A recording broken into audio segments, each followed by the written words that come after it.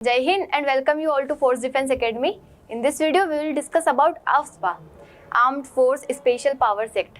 आप कई बार सुना है नॉर्थ ईस्टर्न स्टेट, जैसे कि कहीं मणिपुर में AFSPA लागू हो गया है, तो कहीं नागालैंड में स्टार्ट हो गया है, अरुणाचल प्रदेश में लग गया है। तो ये आखिर होता क्या है, क्यों लगाया जाता है, इसका मतलब क्या है और क्यों बनाया गया था AFSPA को? क्या पुलिस फोर्सेस जो है वो एफिशिएंट नहीं है कि वो काम कर पाए, और आर्म्ड फोर्स को ये चीज़ें डील करने के लिए क्यों बनाया गया? तो हम देखेंगे इस वीडियो में क्या होता है AFSPA, कब बनाया गया था, इसके क्या क्या फीचर्स है, मतलब क्या क्या कर सकते हैं armed force in the AFSPA act, और क्या चैलेंजेस है इसके और क्या क्या बेनिफिट्स है। सारी चीज़ों के बारे में हम बात करेंगे इस वीडियो में।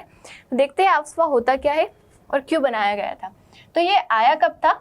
It came into force in the context of increasing violence in north eastern states. मतलब नॉर्थ ईस्टर्न स्टेट्स जो है वहाँ पे वॉयलेंस काफ़ी ज़्यादा बढ़ रहा था, तो उस चीज़ को ख़त्म करने के लिए, उस चीज़ से डील करने के लिए बनाया गया था आपका ये act, armed force special power act. कब बनाया गया था? In the year 1958।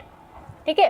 और AFSPA जो होता है ये क्या करता है? आर्म्ड फोर्सेस एंड सीएपीएफ जो हमारी 7 पैरामिलिट्री फोर्सेस जो होती है उनको क्या करता है? स्पेशल पावर्स प्रोवाइड करता है कि वो किसी को किल कर सकते हैं, अरेस्ट कर सकते हैं विदाउट एनी वारंट, किसी भी जगह पे जाके सर्च कर सकते हैं।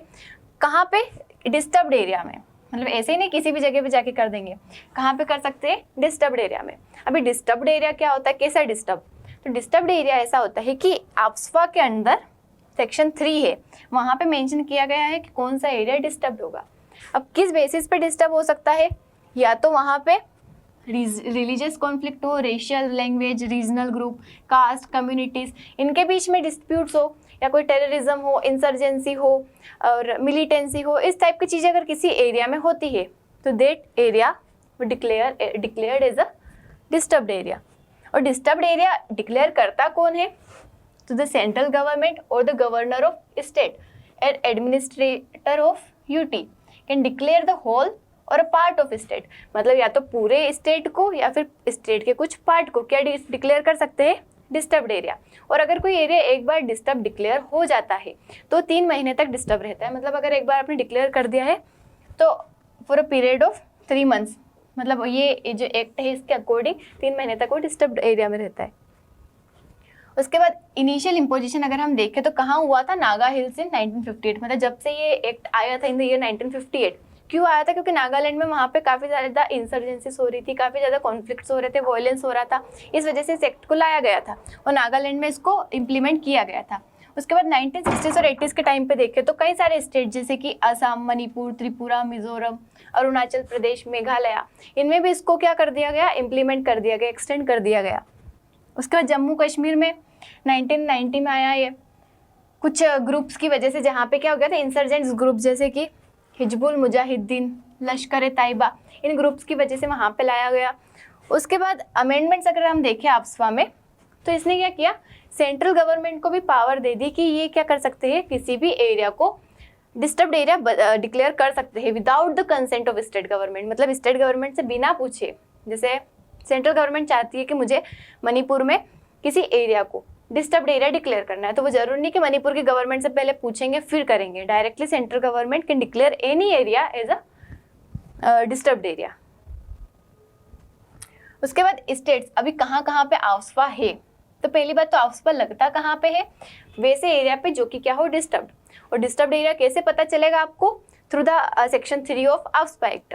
और सेक्शन 3 ऑफ AFSPA एक्ट में कौन डिक्लेयर कर सकता है किसी एरिया को disturb? Central government, state government, या फिर कोई गवर्नर या जो एडमिनिस्ट्रेटर होते हैं यूटी के, वो डिक्लेयर कर सकते हैं। और क्यों करेंगे वो? या तो कोई रिलीजियस कॉन्फ्लिक्ट हो, एथनिक कॉन्फ्लिक्ट हो, रेशियल हो, कोई लैंग्वेज के रिलेटेड हो, टेररिज्म हो, नक्सलिज्म हो, ऐसी अगर कोई चीज़ें हैं तो उस वजह से वो क्या करेंगे? उस एरिया को डिस्टर्ब्ड एरिया डिक्लेयर करेंगे। तो डिस्टर्ब्ड एरिया में ही लगता है। करंटली अगर आप AFSPA देखें तो कहाँ पे है? Nagaland, Assam, Manipur and Arunachal Pradesh, in 4 states में अभी भी करंटली AFSPA इम्प्लीमेंटेड है। और एक मेघालय में भी था जो कि 2018 में इसको लिफ्ट कर लिया गया, और त्रिपुरा में भी था जिसको 2015 में ख़त्म कर दिया गया। अगर आप फीचर्स देखें AFSPA के तो क्या होता है? मतलब AFSPA अगर कहीं जगह पे लागू हो जाता है तो उसमें क्या क्या कर सकती है आर्म्ड फोर्स? तो power of arrest without warrant. मतलब अगर उन्हें लगता है कि किसी डिस्टर्ब्ड एरिया में अगर कुछ भी ऐसा सस्पिशियस लगता है कि ये वोलेंस इंक्रीज कर सकता है, ये गलत है, मतलब लॉ के अगेंस्ट कोई काम कर रहा है, तो वहाँ पे वो किसी को भी अरेस्ट कर सकते हैं विदाउट वारंट। उसके बाद सर्च एंड सीजर, किसी भी जगह पे जाके सर्च करना और मतलब जैसे इन्वेस्टिगेशन करना, देखना, कुछ भी अगर उनको लगता है कि कोई चीज़ सस्पिशियस है जो कि हमारी सिक्योरिटी को अफेक्ट कर रही है कंट्री की, तो वो वहाँ पे जाके सर्च कर सकते हैं।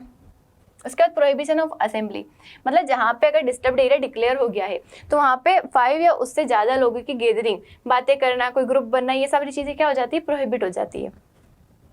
उसके बाद इम्यूनिटी फ्रॉम प्रोसिक्यूशन, मतलब सेक्शन 6 जो है इसका आफ्स्पा एक्ट का, वो प्रोवाइड करता है आर्म्ड फोर्स को प्रोसिक्यूशन, मतलब कि अगर वो इस एक्ट के थ्रू अगर किसी डिस्टर्ब्ड एरिया में कोई भी एक्शन करते हैं, जैसे अगर उन्होंने किसी को अरेस्ट किया, किसी को किल किया, किसी को भी मतलब उनसे पूछताछ की, तो उनके खिलाफ कोई एक्शन नहीं लिया जाएगा। मतलब ऐसे जनरली ऐसे किसी को क्यों मार सकता है, मतलब अगर जनरली अगर जहाँ पे डिस्टर्ब्ड एरिया नहीं डिक्लेयर किया है, आफ्स्पा इम्प्लीमेंटेड नहीं है, और वहाँ पे अगर कोई किसी को मार देगा तो डेफिनेटली उनके खिलाफ एक्शन लिया जाएगा। बट जहाँ पे आफ्स्पा इम्प्लीमेंटेड है, अगर वहाँ पे कोई वो कुछ काम करते हैं ऐसा, तो उनके खिलाफ कोई एक्शन नहीं लिया जाएगा। उसके बाद पीरियोडिक रिव्यू, मतलब आफ्स्पा अगर एक बार इम्प्लीमेंटेड हो जाता है, इसका मतलब ऐसा नहीं है कि परमानेंटली वो स्टेट आफ्स्पा में ही रहेगा, कुछ टाइम बाद उसका रिव्यू होता है। अगर उनको लगता है कि जिन चीज़ों की वजह से हमने आफ्स्पा यहाँ पे लगाया था, जैसे टेररिज्म हो गया, कोई कॉन्फ्लिक्ट्स हो गए, सिक्योरिटी का कंसर्न था, अब वो कुछ ठीक हो गया है तो आफ्स्पा को फिर हटा देंगे, जैसे मणिपुर से मेघालय से हट गया, त्रिपुरा से हट गया, वैसे ही।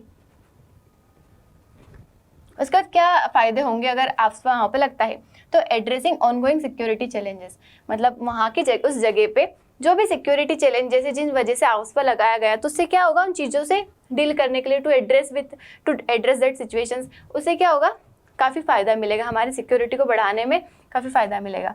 उसके बाद एम्पावरिंग सिक्योरिटी फोर्सेस, मतलब जो सिक्योरिटी फोर्सेस जो होती है उनको एम्पावर मतलब उनको एक पावर मिल जाती है with the help of this act, तो ये इसका अच्छा फ़ायदा है।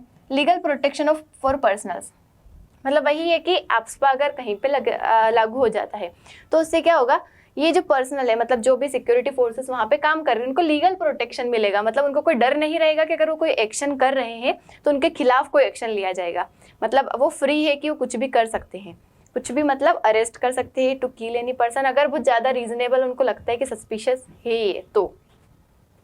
उसके बाद बूस्टिंग मोरल, मतलब लीगल प्रोटेक्शन मिलने की वजह से क्या होगा, जो आर्म्ड फोर्सेस है उनका मोरल बढ़ेगा, मतलब वो ज़्यादा से ज़्यादा अच्छे से काम करेंगे, मतलब उनको ऐसा डर नहीं रहेगा कि अगर हमने ऐसा कुछ किया तो हमारे खिलाफ कोई एक्शन ले लेगा, ऐसा कोई डर नहीं रहेगा, तो इस वजह से ये अच्छे से काम कर पाएंगे।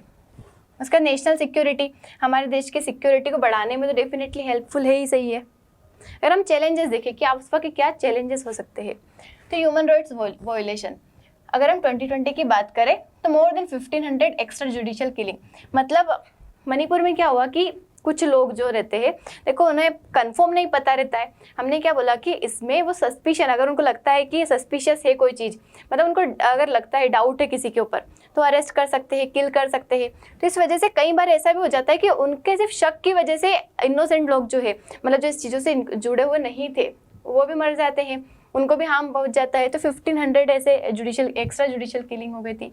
वोलेशन ऑफ स्टेट्स ऑटोनॉमी, जो सेक्शन 3 जो है आफ्स्पा का, वो क्या बात करता है कि अभी हमने देखा था कि central government without the consent of state government क्या कर सकती है, किसी भी एरिया को डिस्टर्ब्ड एरिया डिक्लेयर कर सकती है, वहाँ पे आफ्स्पा लागू करवा सकती है। तो जो स्टेट की ऑटोनॉमी जो है उसको डेफिनेटली अफेक्ट कर रहा है। इसका साइकोलॉजिकल इम्पैक्ट ऑन सिविलियंस, वहाँ के जो लोग हैं, अगर कहीं पे आफ्स्पा इम्प्लीमेंट हो जाता है तो कितना डर बना रहेगा लोगों में। जस्ट इमेजिन कि आप जहाँ रह रहे हैं वहाँ पे अगर आफ्स्पा लग गया तो आपको डर रहेगा, कहीं हो सकता है आपके ऊपर ही कोई डाउट ना कर ले, आप किसी से बात कर रहे हो, अपने फ्रेंड से बात कर रहे हो और आपके ऊपर डाउट हो और आपको मार दे।